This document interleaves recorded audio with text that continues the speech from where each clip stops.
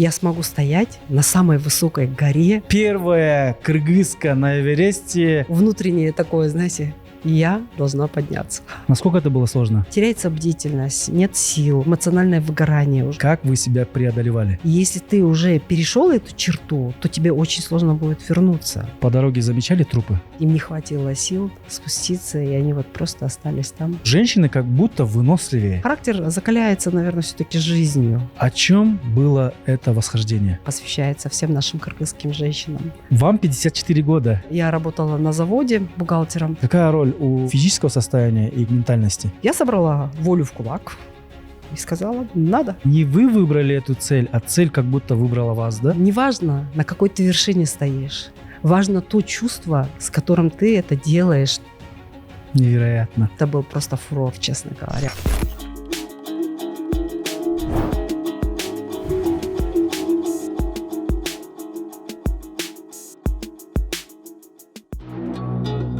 Приветствую вас, дорогие друзья! Вы смотрите и слушаете подкаст «Джаратман. Истории невероятных личностей и больших целей». Сегодня у нас в гостях потрясающий человек, женщина, которой невозможно не восхищаться, потому что она сделала просто потрясающий подвиг. Это первая кыргызка на Эвересте, профессиональная альпинистка, наша гордость нации, да, не побоюсь этого слова, Асель Байбагышева. Асель Эже, добро пожаловать. Здравствуйте. Асель Байбагышева родилась в 1971 году. Профессиональная альпинистка. Профессия бухгалтер. Первая кыргызка, взошедшая на Эверест. Обладательница звания Акельбирс, которое присваивается альпинистам, совершившим восхождение на 3 высочайшие вершины Кыргызстана. Мама 3 детей. Мы рады вас видеть. Здорово, что вы пришли прямо с корабля, да, на бал, потому что вы буквально позавчера приземлились, а сегодня мы записываем подкаст. Я предвкушаю, что сегодняшний разговор у нас будет очень интересный, содержательный и принесет много пользы и ценностей для наших зрителей и слушателей. Поздравляю вас с этим потрясающим достижением. Мы очень сильно болели за вас, переживали. Вот, мы рады, что вы аман-эсен, в добром здравии спустились. Действительно, ваш подвиг, ваше восхождение просто удивляет. И на самом деле это впечатляет, особенно с какой скоростью вы это сделали. Спасибо огромное.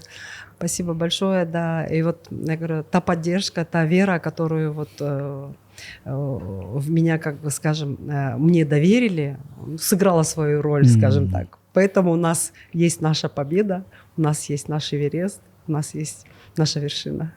У вас до сих пор остался загар такой небольшой. Классно. Вы, наверное, еще не успели восстановиться. Как вы сейчас вообще себя чувствуете? Вообще организм, конечно, интересно себя ведет, 100% восстановления нет. Любая пища как-то сейчас вот как-то отражается на мне, скажем так, минус 7 килограмм, и потом 4 дня вверх-вниз, практически, скажем, там на орешках, на изюме и на кока-коле с яблоком, чуть-чуть отразились. Ну, я вроде стараюсь, вроде должно быть все нормально. Я в предвкушении вообще сегодняшней нашей беседы, потому что, готовясь к этому выпуску, я прочитал интересный факт о вас, да, что вы начали увлекаться альпинизмом не в самом юном возрасте, в зрелом возрасте, да, вы пришли к этому, вы по профессии бухгалтер, насколько я знаю, да? И вообще, как бы, вы очень многогранная личность. Я думаю, сегодня гостям тоже будет интересно о вас узнать. Вот можете немного рассказать о себе, где вы родились, в какой семье, как ваше детство прошло, о чем вы мечтали? Да. Ну, родилась в Бишкеке. До 7 лет я проживала в Акталинском районе села Дюрпиджин. Школу я закончила уже, Ильичевскую среднюю школу в Кеминском районе. Мои родители служащие, агроном и ветеринар, мама с папой, да. Ну, я росла с братишкой, который на 2 года младше меня. Потом, конечно, институт, политехнический институт. по образованию экономист промышленности, и уже на 5 курсе мы параллельно получили дипломы бухгалтеров, ну, свидетельства по бухгалтерскому учету, и я вот практикую бухгалтерию по сей день, я действующий бухгалтер в компании, уже 10 лет крайних в одной и той же компании. Ну, вот такая вот моя обыденная жизнь. Альпинизм, конечно, это другая, скажем так, ветвь, другая сторона моей жизни, в которой я пришла 9 лет назад, 45 лет уже. Это был такой осознанный выбор, когда ты уже как бы даешь отчет себе во всех своих действиях, скажем так. И когда первый раз на 4500 на пик учителя я поднялась, я поняла, что я хочу заниматься альпинизмом и хочу бывать в горах. Ого. То есть первое восхождение на пик учителя стало стартом вашего большого пути, да? Да, хотя было настолько сложно, потому что это первая такая высота для меня, и потом погодные условия были очень такие прям, ну скажем, буран, снегопад, это было 31 июля, и как бы поднявшись на вершину, какой-то проблеск был, и я тогда поняла, настолько красиво, настолько прям вот виды такие заманчивые, и думаю, наверное, все-таки вот это то, что я хотела бы, то, что я хотела бы. Вы отметили, что вы начали заниматься альпинизмом в 45 лет. Да. Это, я думаю, тоже впечатляет многих, потому что, ну, в этом возрасте многие уже как бы начинают, скажем так, готовиться к пенсии, да, к старости. Практически ставят крест на своей жизни. Как будто чуть сдаются даже, да? Вот, а вы наоборот повышаете ставки, да? Да. С чем это связано? Был ли у вас какой-то кризис среднего возраста? Что-то в жизни очень сильно поменялось? Почему вы вообще решили заниматься этим непростым видом спорта? Такого сильного стресса и кризиса не было, просто все-таки работа бухгалтера – это сидячая работа, да, и вот хотелось как-то встрепенуться, да, что вот какую-то физическую нагрузку. Так как я не хожу вообще в залы, для меня вот именно посещение гор – это было такое настолько оптимальное решение вот для меня, и поэтому я вот с удовольствием, конечно, начала искать людей, которые профессионально занимаются. До 45 лет в моем окружении не оказалось ни одного человека, который был бы увлечен альпинизмом. И как бы никто мне не подсказал, никто не... Ну и как-то к этому я не пришла, пока вот не поднялась на это вот пик учитель. И уже потом уже стала участником секции «Скиф-политех» с тренером Сильверстов Сергей. И на протяжении вот крайних 9 лет я в составе этой секции. Команды, да? Да, этой команды, да. Этой моей горной семьи. Здорово, здорово. А когда вы почувствовали в себе силы, что вы можете больше, и вы хотели бы уже как бы на таком профессиональном уровне этим заниматься? С приходом в секцию, конечно, начинаешь с азов, это все альпинисты как бы с 3-го разряда, это категории, ну, однерки горы, как называются, да, и потом уже по мере нарастания твоих навыков переходишь уже в следующие разряды, закрываешь разряды, и, конечно, я тогда узнала, что есть семитысячники, что у нас есть пик Ленина, пик Хантенгри, пик Победа, это, да, пик Корженевой, пик коммунизма. И для меня это было, конечно, такое вот прям, знаете, ну как мечта, как желание побывать и посмотреть, насколько вот эти вот семитысячники, махины, представляете? И вот я первый раз приехала на Памир в 2018 году, и когда увидела пик Ленина, настолько прониклась, конечно, это вот прям было очень такое внутреннее такое, знаете, я должна подняться. Вы также обладатель титула Ахельберс, да? Это 3 семитысячника, да? Да, нашей республики, да. Это пик Ленина, Хантенгри. Пик Победы. Пик Победы. Да. Это аналог вот советского Снежный барс. Снежный барс, да? да. Снежный барс включает еще 2 вершины, которые находятся в Таджикистане, да. А вот наша кыргызская номинация – это Акылбирс.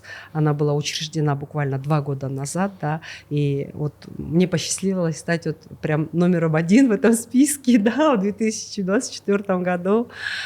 Пик Победы, на который я пыталась 3 года взойти. Я смогла взойти. Насколько это было сложно? Эта гора, самый северный семитысячник, который находится на границе с Китаем, Кыргызстаном. И очень большой фактор – это погодное окно, на которое мы должны были рассчитывать, и команда. Потому что там нет промежуточных лагерей, там нет перил, все необходимо нести с собой, вот всей этой команде. И 10 дней у нас занял подъем, вернее, вся экспедиция с 1 августа по 10 августа. Мы вернулись в базовый лагерь, и это было такое прям в день альпинизма, 8 августа, мы 17 человек стояли на вершине. Это был просто фурор, честно говоря. Погодные условия нам благоволили. И вот все 100% человек, эта команда вся поднялась. Но в составе команды я была единственная кыргызка, представитель Кыргызстана. Остальные были представителями Украины, России, граждане Ирана были, Белоруссии. И вот я вот в составе вот такой сборной команды. Меня приняли в команду, да. Мы переговоры вели на протяжении полугода, как бы отрабатывали там, как бы вот такую вот как бы коммуникации командные, да, потому что все-таки на такой горе нужно как бы друг друга понимать с полуслова. И вот таким образом у нас получилось зайти на пик Победы. Невероятно. Расскажите, пожалуйста, когда появилась мечта или большая цель зайти на Эверест? И как это получилось? Да, Эверест – это отдельная тема, да. По возвращении с Победы меня Кадыр Садилкан, как бы мой соратник по альпинизму, с 2022 году мы были совместно на Манаслу. Это была большая первая кыргызская команда, которая, можно сказать, Гималаи подняла на уши, потому что мы в полном составе поднялись на вершину. У нас была такая сплоченная работа друг за друга. И вот даже то, что ребята под вершиной ждали меня, чтобы я первая взошла на гору, на сам пик. Я вот, извиняюсь, вот здесь маленькая ремарка.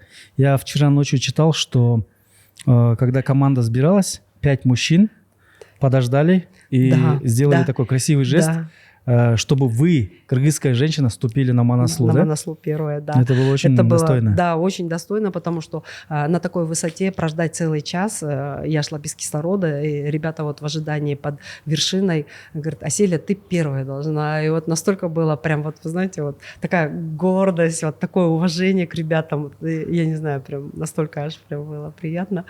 И вот мой сокомандник, да, мой соратник по альпинизму, Кадыр Садилкан, поздравил меня с успешным восхождением на Победу и говорит... На Манаслу? Нет, на Победу в 24 году, да, по возвращению с Победы, да, говорит...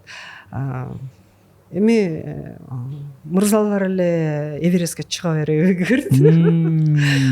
Давай, говорит, есть предложение стать первой кыргызской женщиной на Эвересте. Говорит, подумай, говорит, у тебя есть время, там, сутки, подумай, и мы, говорит, решим, говорит, вот этот вот проект, говорит, если ты поддержишь, говорит, то мы, говорит, готовы, говорит.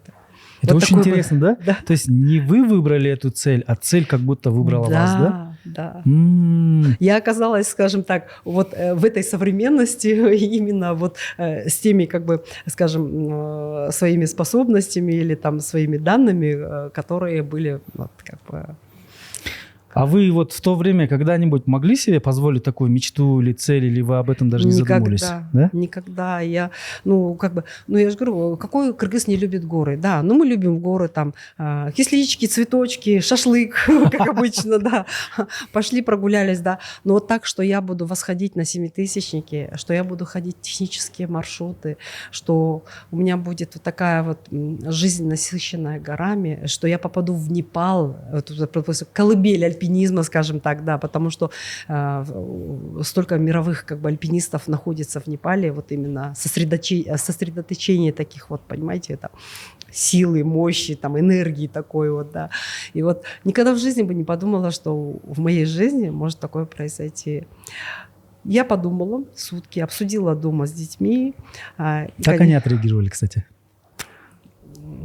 Они предложили отказаться, конечно, да. Они предложили... Первая реакция была это отказаться. И потом говорят: мам, подумай сама, конечно. Мы не можем влиять, говорит, да. Потому что ежегодно летом я покидаю дом, уезжаю в экспедиции, да. И говорит: подумай сама, конечно.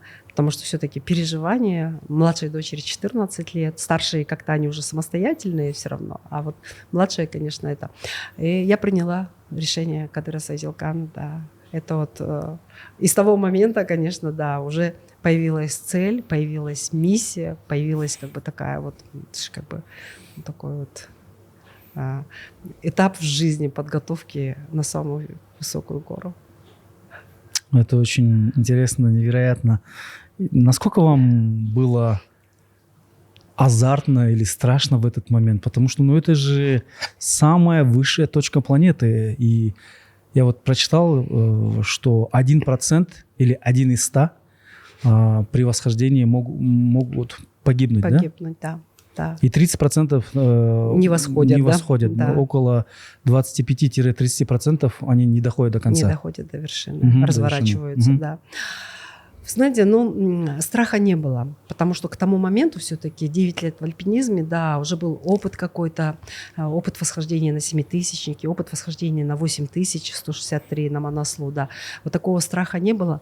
Был какой-то такой вот действительно как бы небольшой такой азарт внутри меня, потому что как мой организм поведет себя, что я буду чувствовать на 8000, и я смогу стоять на самой высокой горе. Люди там только пролетают. Для меня это было такое, вот, знаете, да, я буду ногами стоять на самой высокой горе, на самой вершине, где вот такой вот чуть-чуть такой небольшой азарт, да. Конечно, мы же все альпинисты тоже такие, знаете, когда есть цель, когда есть какая-то программа, хочется добиться успеха, само собой, да. И сомнений, с учетом вот этой статистики, конечно, были сомнения, потому что я не знаю, как мой организм поведет выше 8000 себя. Я не знаю, вдруг не сработает кислородная маска, вдруг там, я не знаю, там какие-то побочные явления, просто народ приходит на 8000 и не просыпается в лагере. Понимаете, вот такие ситуации происходят. И поэтому, конечно, вот это вот с учетом этой всей статистики, да, небольшой процент все-таки как бы закрался, он присутствовал, потому что, невозможно так вот взять шашку и махать, бежать. Нет, конечно. Ты делаешь какой-то осознанный шаг, это как бы такое. Тем более с учетом, что это миссия, которая возлагала на меня поднять голос кыргызской женщины, первая кыргызская женщина, флаг Кыргызстана на вершине. Это, я говорю, я шла даже, вот говорю, каждый шаг просто чувствовала, что я иду за всех нас, просто за всех нас. Для меня это было. Да, здесь вас тоже отправили с таким, скажем так, восторгом. В то же время с таким ожиданием, да? Да. И неким даже, может быть, давлением. Да. Вы это чувствовали, да? Ответственность. Кстати, да, перед отъездом я все время дни считала до отъезда, но побыстрее бы началась как бы экспедиция, потому что вот эта вот как бы вот та атмосфера, которая перед отъездом царила, конечно, она давлела на меня, да. Для меня хотелось вот просто окунуться в горы, начать работать, начать акклиматизироваться, в процесс и идти к своей цели, да. Вот это, конечно, самое лучшее решение, вот, потому что, находясь здесь, я все-таки как бы разрывалась. Да. И вот мы 14 апреля улетели с Кадыром, с Адилканом, и начали наше путешествие. Да, сейчас мы к этому вернемся. Расскажите, пожалуйста, вот, когда вы уже решили, вы приняли этот челлендж, этот вызов, какие были этапы подготовки к восхождению? Знаете, в принципе, как бы у нас есть регулярные тренировки. Мы еженедельно поднимаемся на высоты, ходим технические маршруты, бываем на Рацика, ночуем на Рацика. Но вот по приближению ко дню отъезда, вот за 2 месяца, я стала дважды в неделю подниматься просто вот в Аларчу, ходить на Комсомолец, ходить на Учитель, просто вот в таком режиме. Тренировочном. Да, в тренировочном, одна, потому что я хотела, чтобы мой организм, и физически, конечно, но еще и как бы привыкал к высоте 4500. Я поднималась там на тот же Комсомолец, сидела часами, наслаждалась видами, просто вот были такие моменты. И, конечно, да, мысли о том, что меня ждет. Будоражило это вас? Само собой, конечно. Да? Само собой, да. Само собой. Не было у вас момента, когда после того, как вы уже приняли этот вызов, где вы хотели бы отказаться от нее? Нет. Вот отказаться нет, да. Но когда я шла к вершине, у меня был вопрос, что я тут делаю?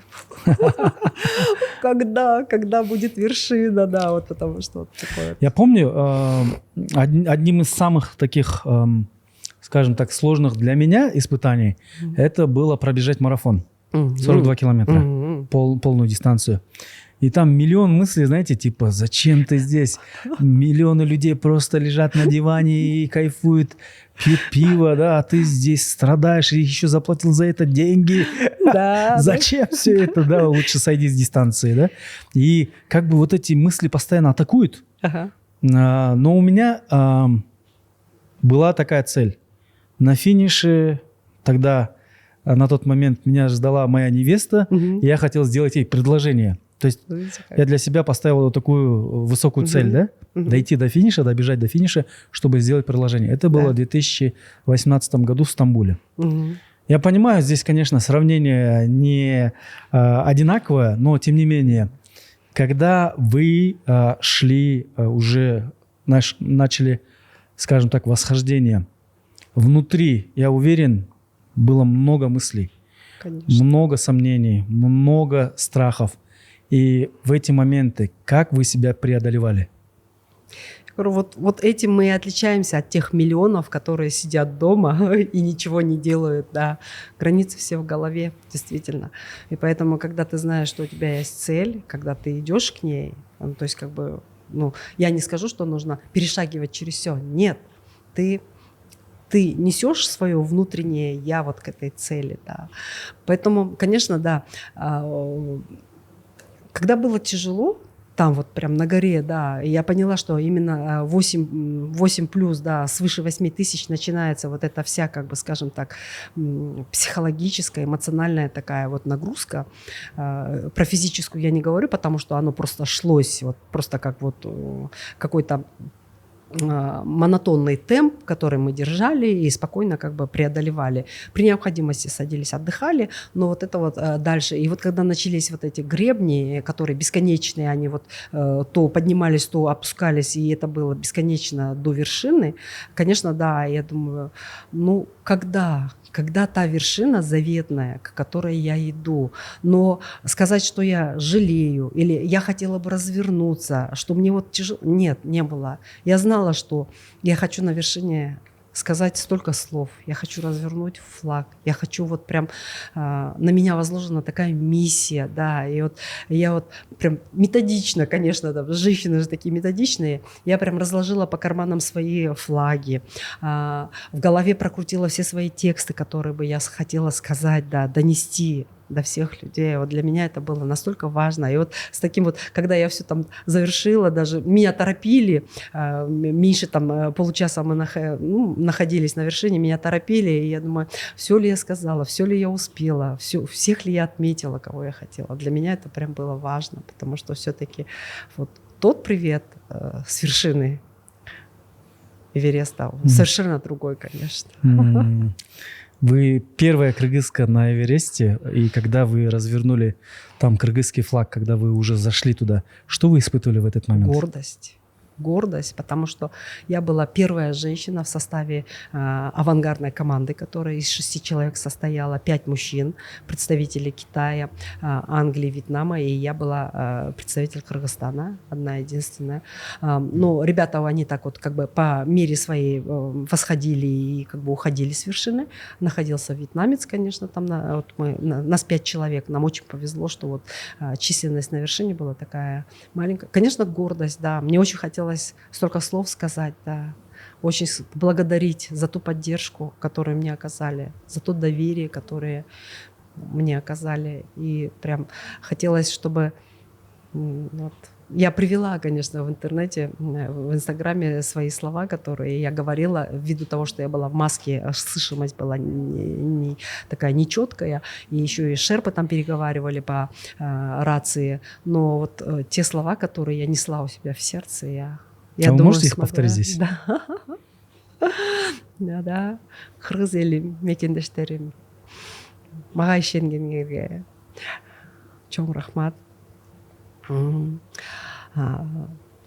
Ойлогон ой максаттарыбызга жетели, прогрессивдүү, заманбап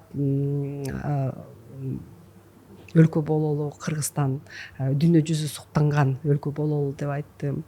Анан кийин Кыргызстандын келечегине салым кошкон инсандарга тазим. Анан кийин биздин кошуналарга достук салам жөнөттүм. Казакстан, Тажикстан, Өзбекстан, Кытайга биздин күчүбүз биримдикте жана ынтымакта деп ушундай сөздөрдү айттым да. Когда я поделился новостью о этом достижении, конечно, 95% все были восторжены, восхищенные отзывы, комментарии были. Но и были те, которые говорили, ну и что, Эверест, ну человек забрался, это, во-первых, стоит очень дорого, во-вторых, ну какая польза от этого окружающим, да? Наверняка вы смысл закладывали высокий, да? Какая-то высокая миссия была. Вот о чем было это восхождение? Так как я представитель женской половины нашей страны, да, действительно, вот это вот восхождение посвящается всем нашим кыргызским женщинам. Я просто даже с вершины сказала, что восхищаюсь добротой, улыбчивостью, восхищаюсь их преданностью и надежностью, понимаете? Именно вот такой вот посыл, что и у каждого своя вершина. Не обязательно Эверест, не обязательно гора. У каждого своя вершина. Каждый из нас каждый день творит подвиг, каждый день что-то делает доброе, превозносит в этот мир что-то светлое. И поэтому неважно, на какой ты вершине стоишь, важно то чувство, с которым ты это делаешь, то, для чего ты это делаешь. Поэтому для меня это было важно. Мырзаларга деле кайрым кылдым, говорю. Жаныңарда отурган апаңарды, келинчегиңерди, эжекеңерди, карындашыңарды, кызыңарды чекесинен сүйүп, сенин колуңан баары келет. Сен бул дүйнөдө баарын жасай аласың деп, ушинтип поддержка кылсаңар, я говорю, аял заты 1000 эсе кайтарып берет ушунучу. Мен өзүмдүн мээримдүүлүгү менен, өзүмдүн кайрымдуулугу менен кайтарып берет. Билесиңер да. Да, вот вы говорите насчет поддержки. Я думаю, поддержка, когда у тебя есть большая мечта, большая цель, она очень важна. Да. И мы видели, что у вас тоже была очень мощная поддержка.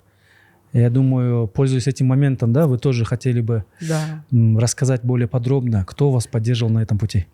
Обязательно. Вот очень большой вклад именно в этот проект внесла компания NSI Development.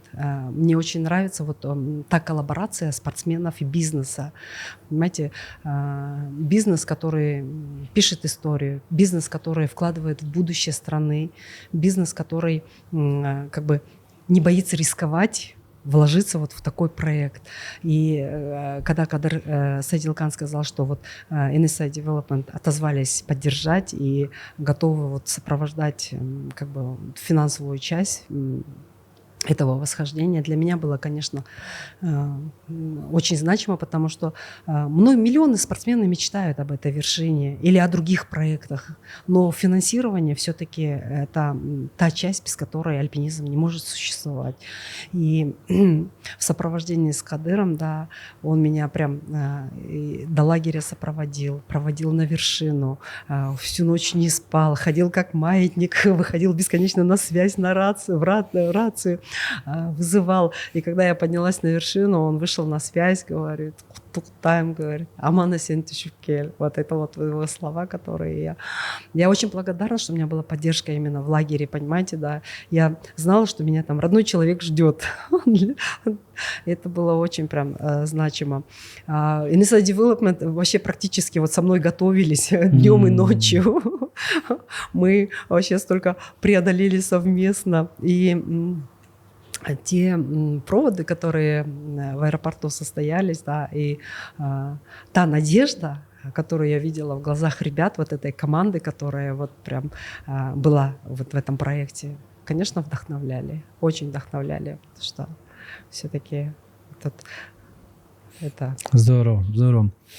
Да, я присоединяюсь к вашим словам. Очень классно, что новое поколение предпринимателей, бизнесменов, они не просто о прибыли, да, не просто о заработке. Да. Они думают, как бы участвовать в социальной жизни страны, да, как поддерживать какие-то инициативы. Да. И классно, что они поддержали, потому что, мне кажется, это очень важно, это очень символически, да. Да. Ваше достижение мотивирует и вдохновляет многих, особенно женщин и подрастающее поколение. И здорово, что в этом плане NSI Development они сыграли тоже одну из ключевых ролей, да. Да. В нашем проекте они тоже нас поддерживают. И, пользуясь случаем, я хочу выразить благодарность, потому что наша цель – это трансформация общественного сознания.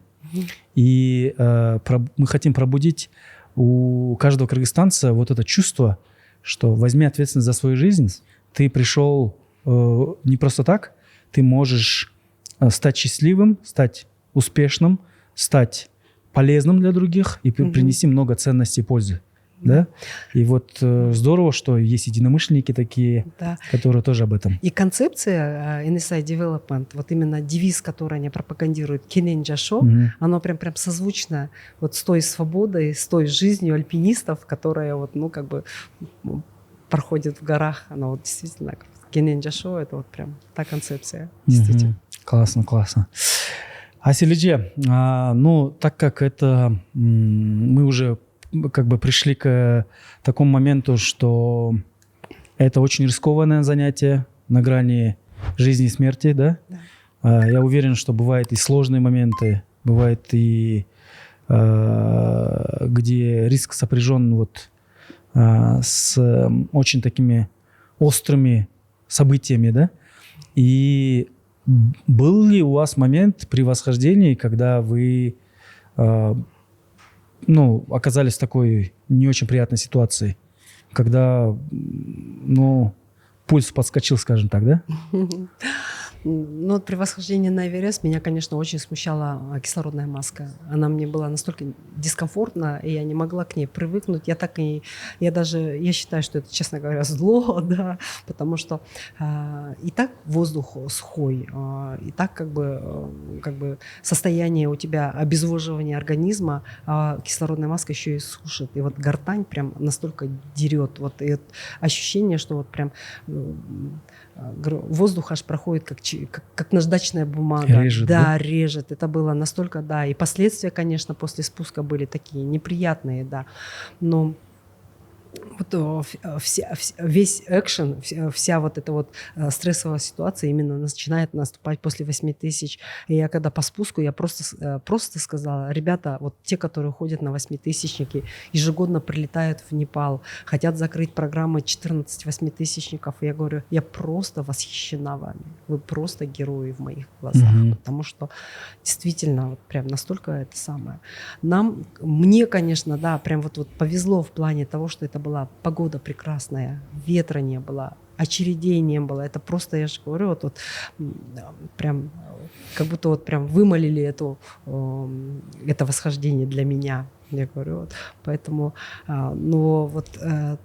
та ситуация, которая там складывается, конечно, да.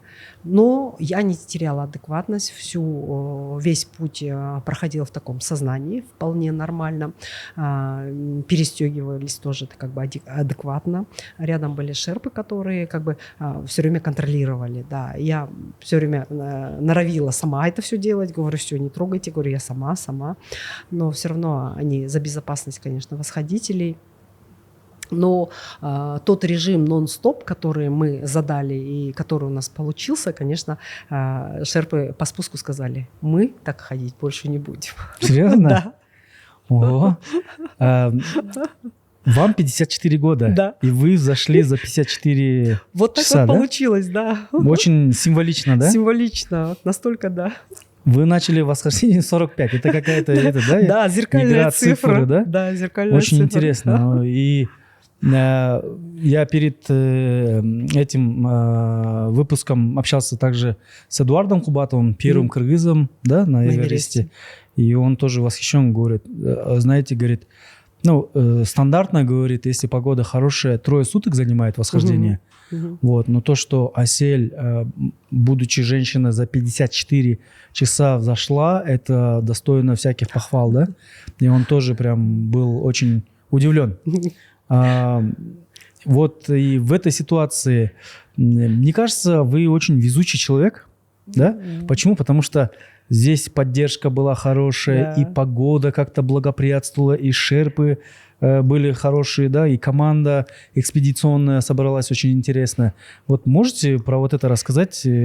Насколько здесь место везению, удачи, или же все это было спланировано, запрограммировано как-то? Вот, когда мы взошли на Победу на 10 дней, буквально только вот в середине экспедиции 1 день мы просидели в пещерах, прождали, погоды не было. И на спуске была не очень хорошая погода.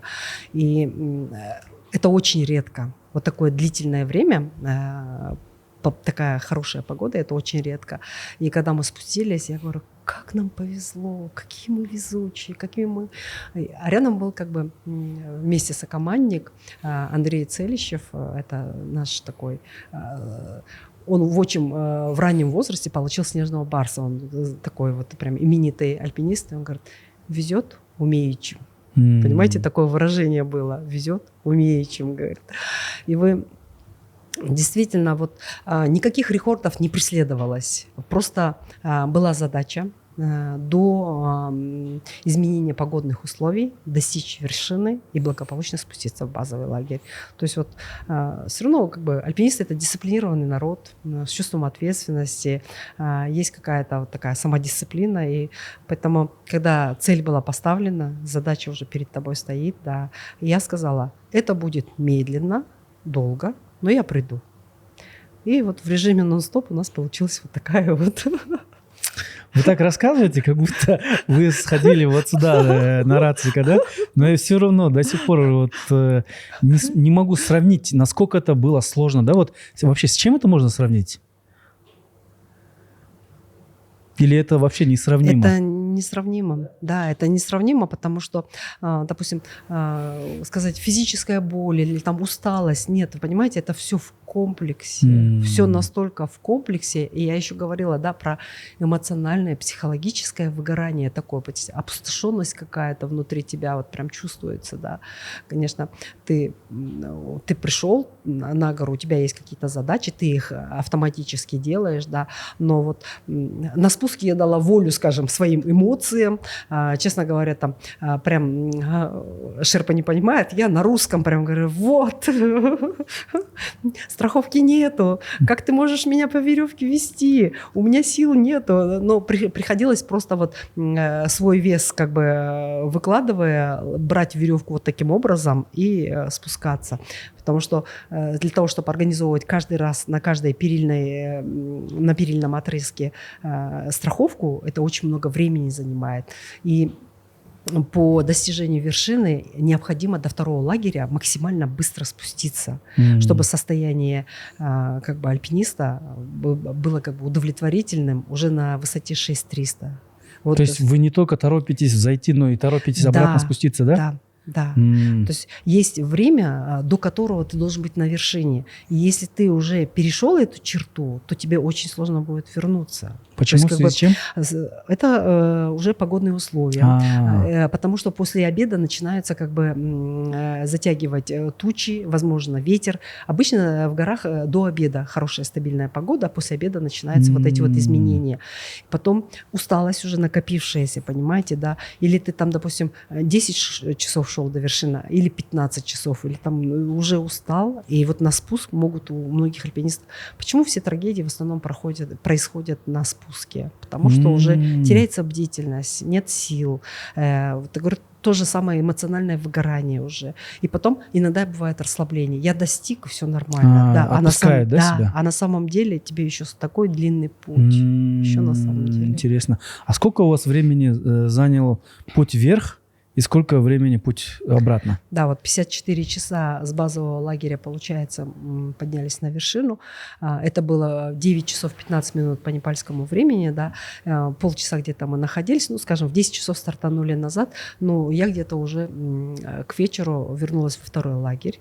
Это в районе 9-10 вечера, уже темно было. Легла спать, утром в 10 проснулись и спустились в базовый лагерь. На спуске, конечно, да, ощущение, я не знаю, из-за того, что все-таки был такой как бы резкий подъем, возможно, на высоту, ощущение, конечно, было туманности. Я когда уже к Хумбу возвращалась, я даже Шерпу сказала: контролируй меня, потому что я чувствую, что я совершаю ошибки, говорю уже. Ну, то есть, вы уже не совсем все контролировали? Да, я говорю, я цепляю кошками. Я говорю, ну, какое-то время оно это самое, я осознавала это все, да, но потом говорю, ну, потом уже все как бы нормализовалось. То есть, наверное, по мере спуска ниже к лагерю уже как бы насыщение организма кислородом и уже как бы более стабильное состояние.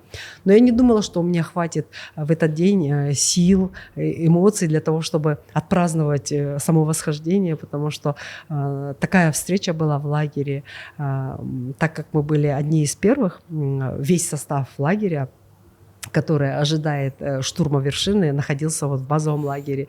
И вот эти вот возгласы приветствия настолько прям вот были как бальзам на душу, скажем, да. То признание, потому что там столько альпинистов находится, и то признание, которое они как бы проявили к нам. Это было вот прям настолько... И мы в этот день, конечно, да, торжественный ужин, да. Кадырбайки вас встретил там, Кадырбайки обязательно, да. Герой, Батыргыз. Герой, да. Вот. И вот со всем вот этим вот нашим альпинистским таким кругом мы восхождение отметили. Конечно, вот это было очень так знаменательно. Здорово. А вот на пути к восхождению или обратно вы по дороге замечали трупы? Да. Видели? Да. Там лежат трупы. Вот те знаменитые трупы, которые описываются во всех... Долине смерти, да? Да, в эверестских хрониках. Даже это не долина смерти, потому что это вот непосредственно почти на вершине. Это ступень Хиллари, и прямо перед вершиной вот те, не знаю, там, желтые ботинки, которые уже на протяжении десятков лет лежат там. Ну, понимаете, самое как бы... Ну, приходится практически проходить рядом, потому что тропа лежит именно рядом с ними.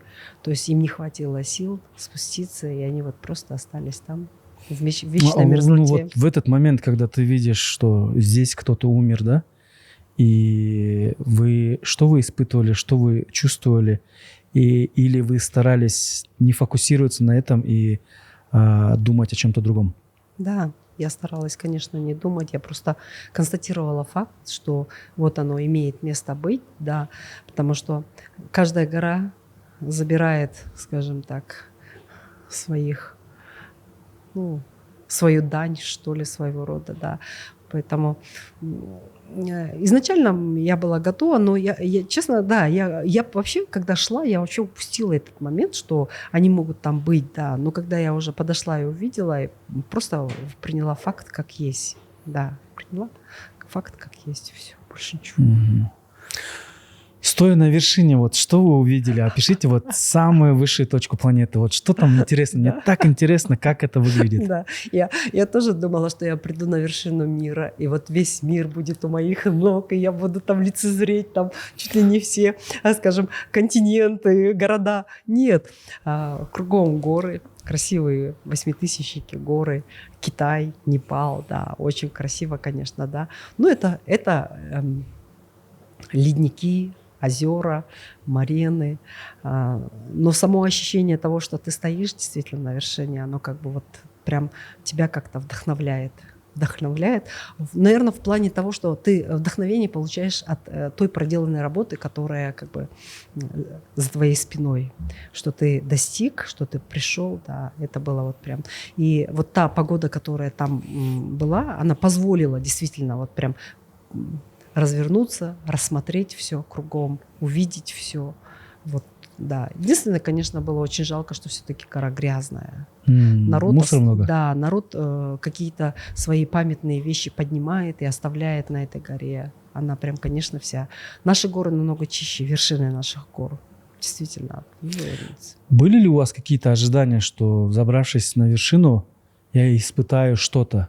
И не было ли такого, что ожидание — реальность, да, там? Ожидала вот это, но в реальности этого не оказалось? Нет. Нет, вы знаете, да, просто когда ты знаешь, что ты идешь на гору, в основном практически вершины гор все одинаковые. Да, здесь была высота 8800, а так в основном, конечно, ты приходишь на вершину гор, ты знаешь примерно, что как бы для меня это было вот, вершина горы. Все, это конечная точка.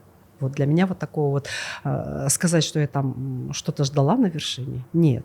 Или там свет прольется на меня какой-нибудь с небес, нет, конечно, это как бы...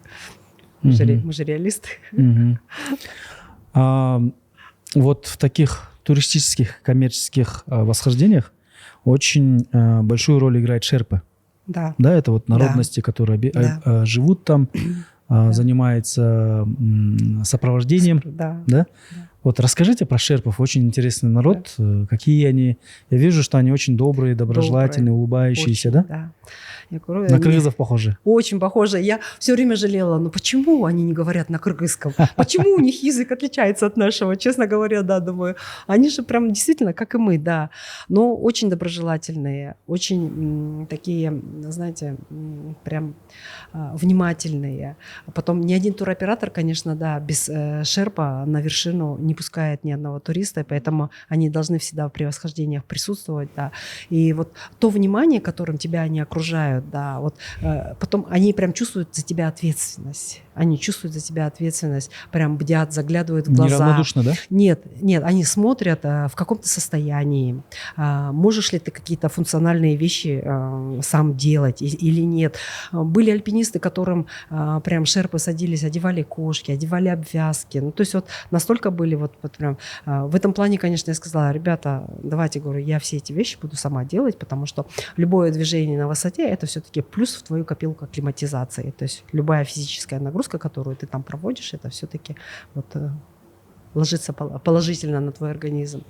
Поэтому говорю, ребят, все это само. Конечно, да, то, как мы ходили по лестницам, то, как мы спускались по вот этим вот всем канатам, многие шерпы, которые занимается именно переносом груза, часто как бы встречались по дороге, и, конечно, да, восхищались все равно умением, да, умением, потому что это происходило так вот без боязни над трещинами, без всяких там каких-то, создавания очередей, все это было... То есть та техника, тот навык, который у меня есть на данный момент, то есть позволял вот беспрепятственно вот такие вот вещи делать. Угу. Теперь вот насчет физики и ментальности. Угу. Да? Мы недавно записывали подкаст с Дмитрием Биволом. Угу. Вот, и он большую роль вот на пути чемпионства уделяет ментальности чемпиона. Да? Что это не только вопрос твоего физического состояния. Силы, да. Возможно, вопрос твоего ментального состояния, он даже выше, хотя как бы ты это не видишь, да? Вот. И на уровне вот альпинизма, на уровне вот таких больших восхождений, какая роль у физического состояния и какова роль ментальности? У альпинистов есть такое выражение, когда ты идешь на вершину, погоды и воли. Понимаете? Там речь не идет о физическом твоем состоянии. То есть тебе должно хватить воли, той воли, чтобы достичь вершины. Поэтому действительно вот тот стержень, который внутри тебя, он тебя и ведет. По-другому я не могу сказать. Да? Для меня это вот очень важно. Поэтому, эта физика была чисто механическая. Все провешено, все это самое. Главное, кислород есть, ты идешь спокойно в каком-то определенном темпе, да. А вот та воля, которая тебе не позволила ни развернуться, ни сломаться, я не знаю, там, не жалеть обо всем этом, а идти вперед, это вот та воля, действительно. А вот как вы думаете, чувство воли — это то, что с рождения у человека заложено, или же это навык и качество, которое нарабатывается? В моем случае я считаю, что все-таки оно у меня во мне генетически и уже только развилось вот с этим приходом в альпинизм, ну, скажем, со сложностями в жизни. То есть все, что нас не убивает, как бы не убивает, делает сильнее, правильно, да? И вот мне кажется, оно просто закрепилось с годами, да, и, конечно, как бы вроде как внешне мягкое, вроде внешне как бы улыбчивое, но все равно, наверное, есть какой-то стержень, который все-таки непоколебимый внутри, который в экстренных ситуациях может как бы Вот вы говорите генетически, это связано с вашей семьей, с родителями? Я думаю, да, что все-таки родители в меня заложили все эти данные. Я думаю, что да. Потому что вот те навыки, вот как бы те способности, которые как бы развиваются во мне, да, я считаю, что все равно какие-то задатки должны быть, да, мне кажется так. То есть невозможно, если ты, то есть как бы к этому не подвержен или там, к этому не склонен, да, то невозможно это, наверное, все-таки развивать как-то. Я так думаю все равно. Поэтому, ну, в силу того, что я в деревне росла, то есть особых как бы ни кружков, там, ни языковых, ни спортивных кружков, ну, как обычная средняя школа, да, в которую ты ходишь, там, играешь в баскетбол, волейбол, учишься, среднее образование получаешь. То есть вот такого вот навыков, которые могли бы во мне развить родители, отдав какой-то кружок, ну, то есть не было. Тогда это не проявлялось, да? Это не проявлялось, да, это не проявлялось, наверное, это все-таки, я же говорю, характер закаляется, наверное, все-таки жизнью, ситуациями закаляется. Это, наверное, все вот такое.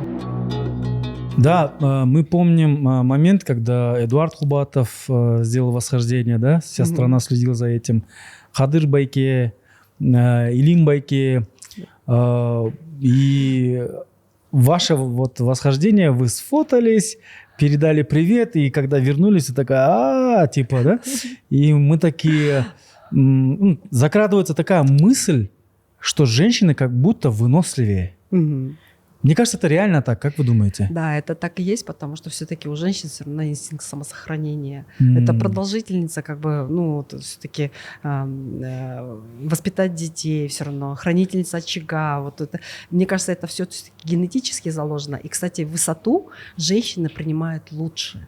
Акклиматизация у женщин почему-то проходит лучше. Интересно. Вот это вот такой момент, это физиологический момент, который, я не знаю, там только, наверное, ученые могут доказать, да.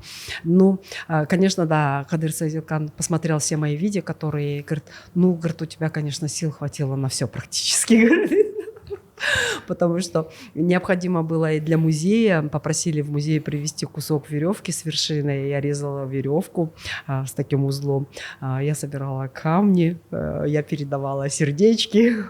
У вас там чек-лист, да? Вот это надо сделать, это надо сделать. Да, это вот все успели, да? Это было вот такое вот желание.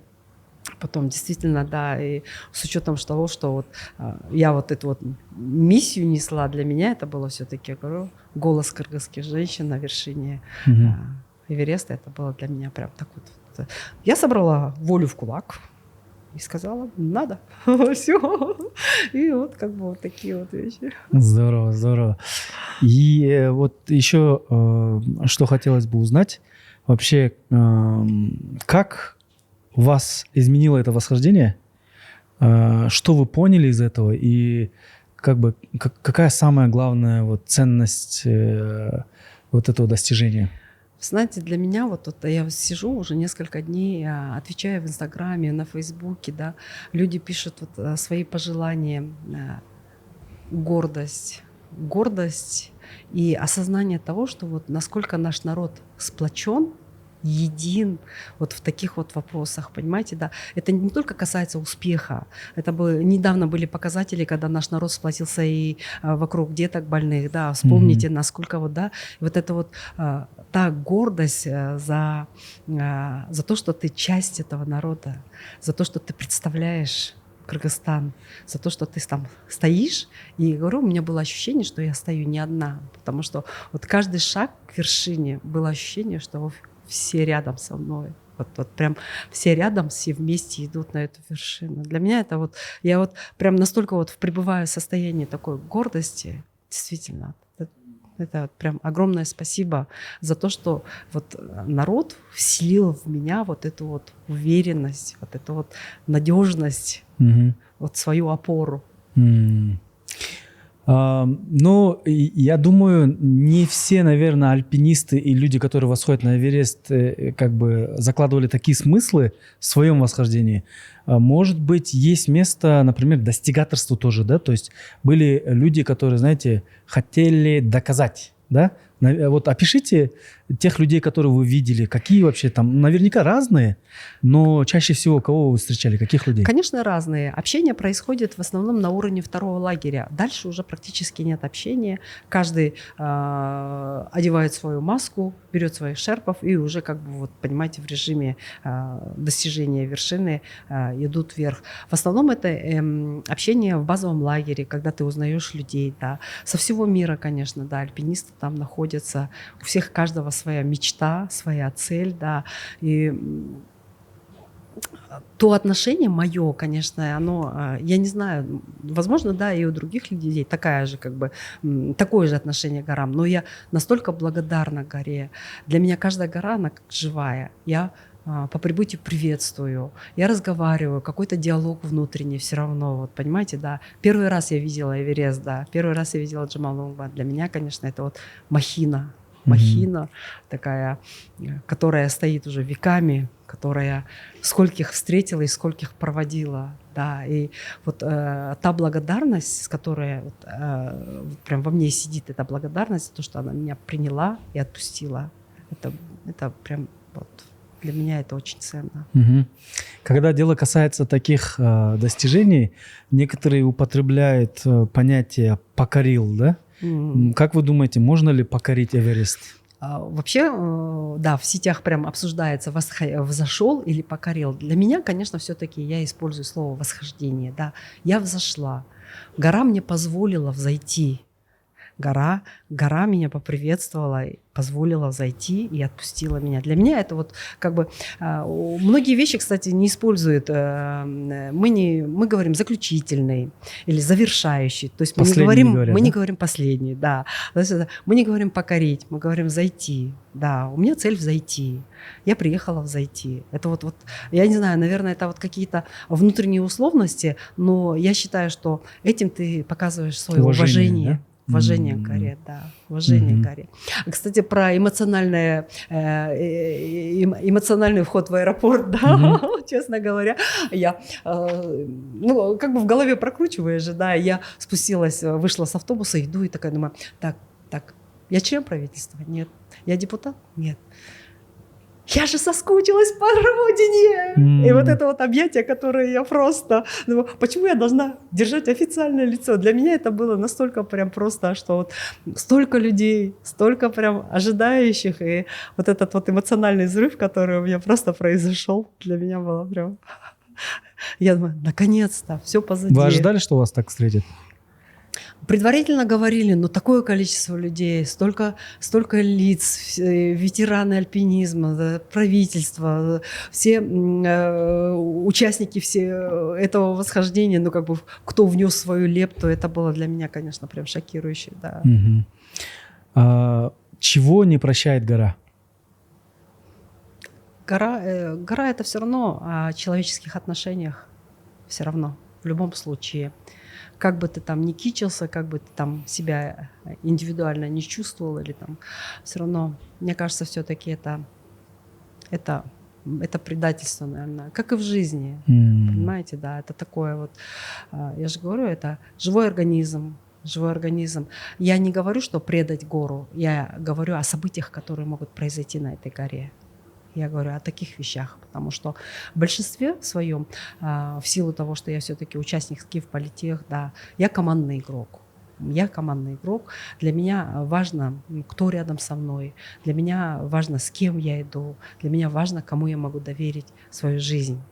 Потому что это все-таки это горы. Да, для меня вот такое вот как бы, отношение. Что вам нравится в альпинизме чего вы не выносите, что вам не нравится? Ранние подъемы, особенно зимой, Ага. это мне не нравится. Холодрыгу, да? Да, это вот бывают маршруты, на которые нужно стартовать в 3 утра. Это, кстати, с альпинизмом я научилась в любое время завтракать. В 3 утра, пожалуйста, в 5 утра, пожалуйста. Вот такая вот как бы это. Потому что ты знаешь, что если ты ушел на маршрут, то перерыв на перекус, это может быть через часа 2, 3, 4, ну то есть как бы неизвестно. Что мне нравится? Наверное, вдохновение, которое ты там получаешь. Это все равно та атмосфера, та жизнь, которая там вот происходит, те байки альпинистские, встречи. Это вот горы, которые объединяют нас, да, и очень много встреч вот именно происходит в горах. В Непале очень много знаменитых альпинистов, которые приезжают за личными рекордами, которые вот прям альпинисты, про которых ты только читал там в Википедии, там, я не знаю, где-то вот такие вот вещи. И вот когда тебе показывают, или там рекорды Гиннесса кто ставит, и вот ты держишься за руку с этим человеком, здороваешься, знакомишься, и вот та энергетика, которая там витает, это она такая вся положительная, позитивная, такая вся амбициозная, такая вся. Здорово, здорово. Вот еще вот хотел бы спросить, если, например, люди, которые хотели бы пройти этот путь тоже, да, который вы прошли, какие бы вы основные советы и пожелания им дали бы? Это нелегкая гора. На нее решить просто так с бухты-барахты пойти, это все-таки как бы неприемлемо. Я готова подсказать все необходимые, там, не знаю, дать советы. Ну, готовиться нужен все-таки опыт, наверное, все-таки какой-то навык пребывания на таких высотах, да. Наверное, вот такие вот вещи, да, элементарные, да. Это то, что касается как бы подготовки и физики. А так вообще, конечно, та философия, которая заложена, то отношение к горе, да, это не полигон для соревнований, это не полигон для рекордов. Это не гонка, да? Это не гонка, да. А что это? Это борьба? С самим собой, да, больше всего. Со своими страхами, да, со своей ленью, да, это больше всего, да. сомнениями, да?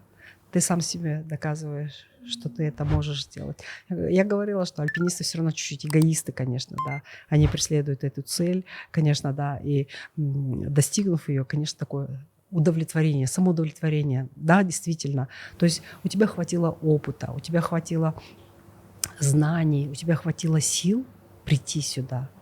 Значит, ты можешь. Это тоже как бы показатель. Это показатель. Как восприятие жизни у вас изменилось после вот таких восхождений? Что вы поняли? Ценности поменялись. Вообще в корне ценности поменялись. Я говорю, та суета, в которой мы ежедневно тут пребываем, да, находясь в цивилизации, скажем, да, все блага, которые блага, которыми мы себя окружаем, там не имеют значения. Абсолютно не имеет значения. Ценности совершенно другие, да. И вот я не скажу, что мне наоборот как бы вот такое вот духовное насыщение того, что я пребываю в горах. Это вот я не слушаю музыку, когда иду. Я просто вот в мыслях с природой и получаю от этого просто наслаждение, что я нахожусь там. Горы все-таки это место силы, да? Да, энергия. Ты устаешь физически, но, мне кажется, наполняешься духовно, энергетически, да? Организм благодарит за эту нагрузку. Действительно, вот просто когда ты приезжаешь после какого-нибудь похода, да, и вот ты понимаешь, иногда бывает такое, я захожу, да, переступаю порог и думаю, так, сначала помыться, покушать или спать, лечь. Вот знаете, да, вот это три вещи, которые прям хочется сделать одновременно прям, понимаете, да. Но ты понимаешь, насколько вот ты вот прям такое удовольствие получила от этого всего, да. И твоя голова настолько отдохнула от всех этих как бы ненужных мыслей. И ты приезжаешь с этим зарядом на всю неделю и прям по возвращению сразу думаешь, так, на следующей неделе куда? Куда бы еще сходить? Сразу. Какие традиции интересные есть у альпинистов? Так интересно. Вообще есть посвящение в альпинисты, конечно, да.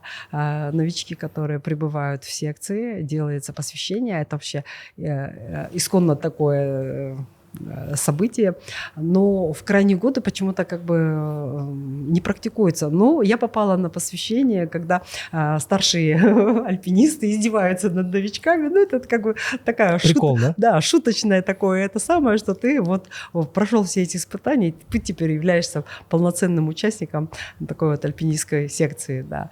Ну, вот такие вот вещи. Что еще может быть у нас? Я не знаю, там больше вот такого прям вот. Вы мама 3 детей. Да. Вы бухгалтер. Да. То есть есть еще, скажем так, семейная жизнь, карьера у вас, и есть вот увлечение альпинизмом, да? Да. Как вы вообще балансируете между Совмещаете, этими? да? Совмещаете, да. Как это лучше всего сделать? Ну, вообще альпинизм – это как раз-таки исходил из профессиональных таких навыков, сидячая работа, да. То есть активный образ, он компенсирует вот то время нахождения в офисе. Это однозначно. Поэтому это вот как бы равноценные такие вещи, которые компенсируют друг друга.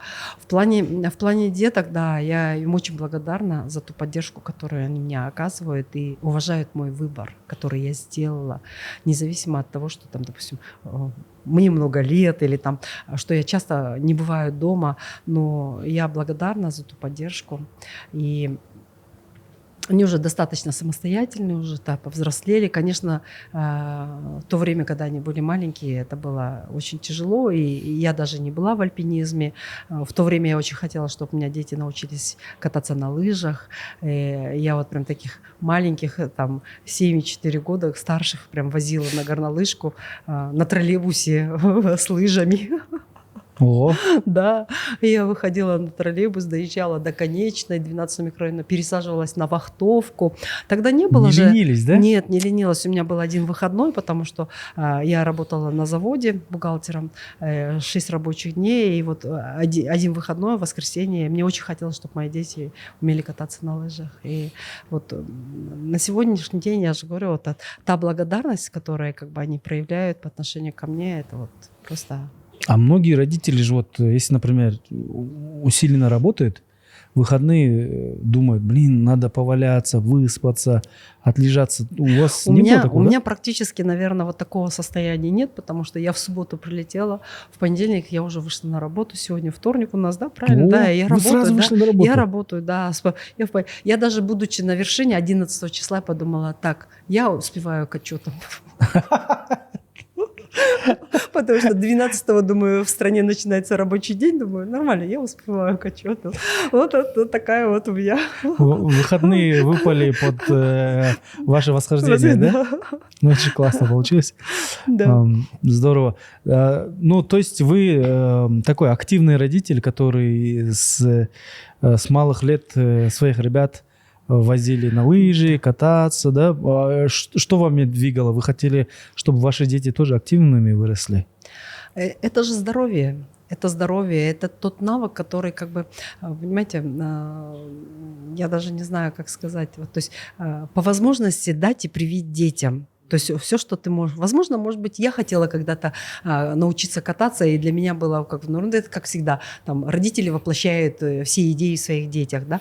Но по прибытию, кстати, на горнолыжку я смотрю на своих детей, думаю, так, инструктор занимается, а что же я тут делаю? Что же я стою тут? И вот та идея. Я тоже взяла лыжи и научилась кататься на лыжах. И вот практически всей семьей мы сейчас как бы каждую зиму стараемся бывать на горнолыжной базе, да. И, конечно, да, те же кружки, та же школа. Хотелось, чтобы дети не были там хуже, получили достойное образование. Поэтому подготовка в садике, то есть поступление в 61-ю школу, физмат, да. Вот, то есть это все, конечно, наверное, амбиции родительские, честно говоря, да, что вот, хочется детям дать, наверное, лучшее, чтобы у них было все, поэтому вот такая вот ситуация. Угу. На своем альпинистском пути вы сталкивались с какими-то гендерными предубеждениями, стереотипами. Ой, это не для женщин. Ой, да, вряд ли у тебя получится. Было ли такое? Я не знаю, может быть, за глаза кто-нибудь так говорит, но мне в лицо. В самом начале, конечно, были сомнения, посмотрели на меня, на мой возраст, потому что я прям, скажем так, очень такой возрастной участник секции, честно говоря, да.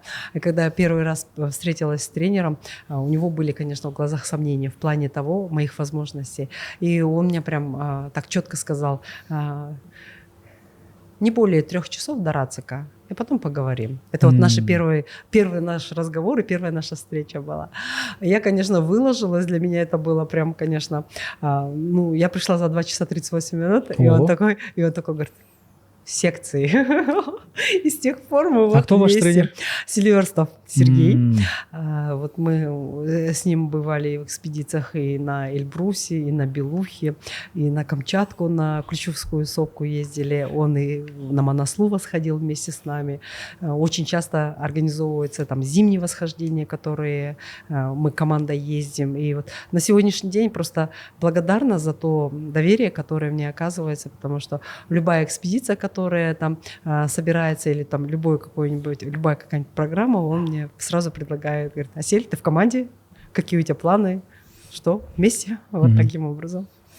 Как вы оцениваете сейчас развитие альпинизма у нас в Кыргызстане и его будущее? Альпинизм крайние 2 года, 3 года, это вот прям показательная такая, получается, как бы отрасль, получилась, не знаю, вот такие достижения. С приходом Эдуарда в федерацию, как бы, скажем так, все сдвинулось настолько с мертвой точки, да, эти вот наши альпиниады 1 мая, вот эти вот международные проекты, та же коллаборация бизнеса со спортом, это настолько прям вот впечатляет и поддерживается со стороны федерации, со стороны участников этой федерации. Количество участников федерации растет, становится очень много как бы желающих быть членами федерации, вносят свои взносы, вступают в ряды. И прям, конечно, очень прям нравится та тенденция, которая сейчас вот охватила. Но я хочу сказать вообще, честно говоря, во всех отраслях, потому что современники наши творят чудеса, честно говоря, несмотря на возраст, несмотря там какие-то, я не знаю, то есть границы открылись, люди стали мыслить по-другому, и все вот те желания, которые, может быть, мечты даже с детства, которые, или те желания, которых они как-то сторонились, они осуществляют, воплощают в жизнь. И я говорю, вот на сегодняшний день настолько вот прям разнообразие и в бизнесе, и в медицине, в спорте. Посмотрите, да, какие достижения вот именно наших современников на сегодняшний день. Для меня это прям вот какое-то время перемен, что ли, вот такое вот, время каких-то вливания новой крови, что-то вот такое происходит, ощущение. Новая эпоха, да? Да, новая эпоха, да. Ну да, вот если посмотреть, там яркие вспышки есть в спорте, Да. в искусстве, в культуре, в образовании, да? Да. И их становится больше. Больше. Особенно среди вот молодого поколения, да? Среди вот подрастающих. Мы недавно сняли подкаст, например, с ребятами, которые поступили в топовые университеты мира на грантовой основе. Это Лига Плюща, да? Это там Принстон, это университет Пенсильвании, Колумбийский. MIT, но он не относится, но он является одним из топовых, да? И как бы, если вот так посмотреть, в разных областях такие яркие вспышки появляются, но мне кажется, это как будто, знаете, череда или грядет какие-то большие трансформационные вещи, как бы новая волна, да? Да. Новая волна, и я думаю, что это случается не просто так, потому что общество растет и меняется за счет вот таких положительных примеров.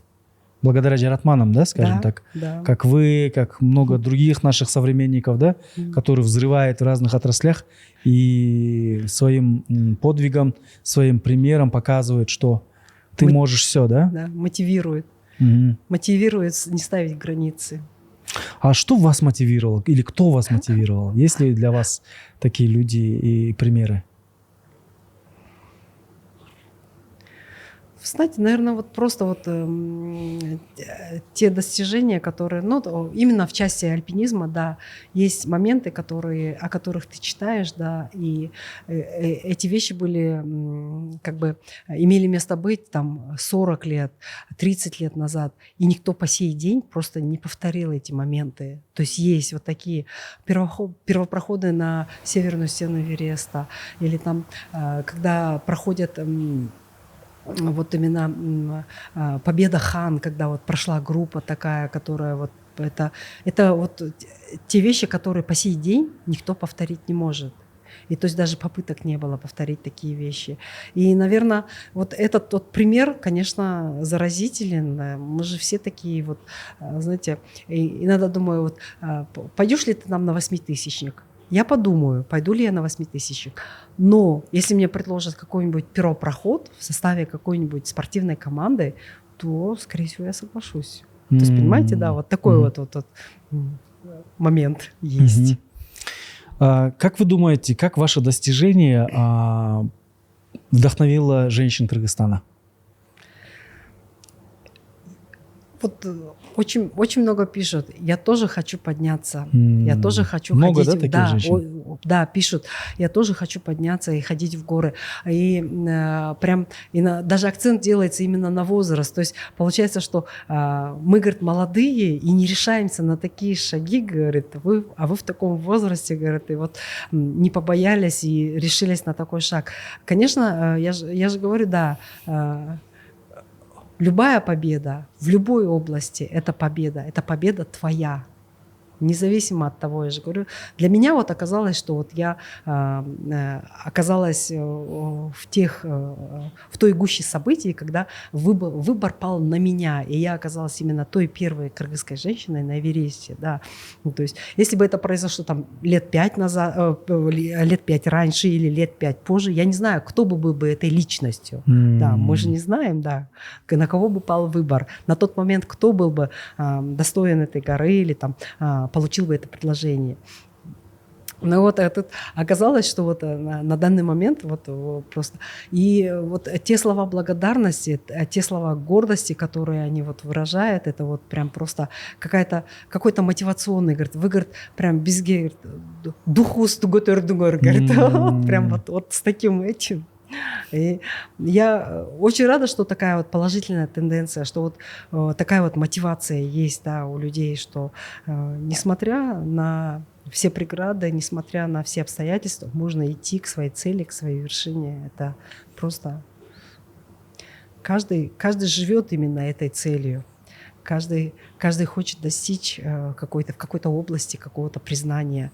Я говорю, это может быть маленький круг, это может быть вся страна, это может быть вся планета. Поэтому, говорю, кыргызстанцы должны стремиться к лучшему, к неизведанному, к высокому. То есть это без границ. Если бы сняли фильм по мотивам вот вашего восхождения или написали бы книгу, то как бы эта книга или фильм назывался бы? Даже не знаю. Даже не знаю. Я не задумывалась, меня тоже спросили, книгу писать будете? Я говорю, нет. Все впечатления вот здесь, вот говорю. Ну, насчет фильма, я даже не знаю, как бы он назывался. Эверест банально, потому что очень много. Возможно, ты можешь все, да? Что-нибудь такое, да? Может быть. Вдохновляющее. Может быть, да. Ну, тоже вот столько литературы на сегодняшний день такого плана, да, вот, понимаете, да, мотивационной какой-то. Я не знаю. Давайте как бы... Оставим тогда, может быть, пищу для размышлений для наших зрителей, да? Может быть, они предложат что-нибудь интересное. Вот когда вы готовились, были ли у вас какие-то лайфхаки, секреты, какие-то подсказки? Возможно, это будет полезно для наших... Нет, вот вы знаете, да, абсолютно нет, потому что я как-то вот как есть все это воспринимаю, то есть абсолютно не было никаких даже талисманов с собой. Единственная ниточка на шее, которую монах при проведении пуджи завязывает каждому альпинисту, каждому шерпу, вот как благословение для восхождения. Вот единственная вот эта вот как бы ниточка была у меня на шее. А так, конечно, я просто вот как-то... не связываю себя ни с каким ни амулетом, там, ни с каким-нибудь этим самым. И лайфхаков тоже как бы как таковой не было, да. Прям просто тренироваться. Просто тренироваться, готовиться, да, и осознавать, что ты делаешь. Да. Есть ли у вас какая-то еще мечта или большая цель, связанная с альпинизмом, или вы как бы закрыли? Нет, я по спуску с Пика Победы, у меня уже был план на 2025 год, на лето 2025 года. Я в июле месяце, 14 июля, первый борт будет на Джиргитале. Это в Джиргитале базовый лагерь Москвина в Таджикистане для восхождения на пик Коржнева и коммунизма. Это 2 семитысячника, которые расположены на территории Таджикистана. То есть вот у меня вот такая вот программа минимум, которая на лето расписана. И эта программа еще была составлена в прошлом году. Здорово. Ну и что бы вы хотели пожелать нашим зрителям, джаратманам, людям, которые хотят достигать большие цели и мечты? Не останавливаться, верить в себя, снять все границы, которые у нас в голове, потому что там неудобно, нельзя, там не может быть, не бывает. Потому что это твоя жизнь, она одна. Я, конечно, еще и хочу, обратиться к тем, кто рядом с женщинами. Действительно, поддержите их, поддержите. И любое теплое слово, любое внимание, которое вы будете оказывать участнику своей семьи, это просто вклад в будущее, вклад в уверенность человека, вклад в силу, вклад то, что человек не потеряется в этой жизни, что он найдет свое место и сделает максимально возможным комфортным пребывание себя рядом с собой. И я не знаю, это просто вот те теплые отношения, которые необходимы в нашей жизни. Поддержка и любовь. Асель, спасибо вам большое за такой вдохновляющий, мотивационный выпуск. Я думаю, этот выпуск смело можно посвятить всем женщинам Кыргызстана, да? И я искренне считаю, что наши женщины намного круче мужчин, они более мудрые, более сильные, более выносливые и более самоотверженные. И спасибо вам за это достижение, потому что это не просто история о восхождении, это как раз-таки история о том, что женщины Кыргызстана могут все. Да? Спасибо вам за этот подвиг. Спасибо. Я считаю, это подвиг, это история. Весь Кыргызстан гордится вами. И у нас есть такая добрая традиция. Герои нашего выпуска дарят какие-то символические призы и подарки авторам понравившихся вопросов или комментариев. Как мы сделаем? Вопросы будут или просто пожелания? Я думаю, все-таки, наверное, пожелания, да. То есть, потому что как бы вопросы это из другого разряда, да, пожелания, да, наверное, пожелания или какие-то там желания. Да, и NSI Development предоставляет эти 5 призов, которые будут отобраны и номинированы. Здорово, друзья. Если вы хотите получить эти призы с автографом, да, давайте сделаем с автографом.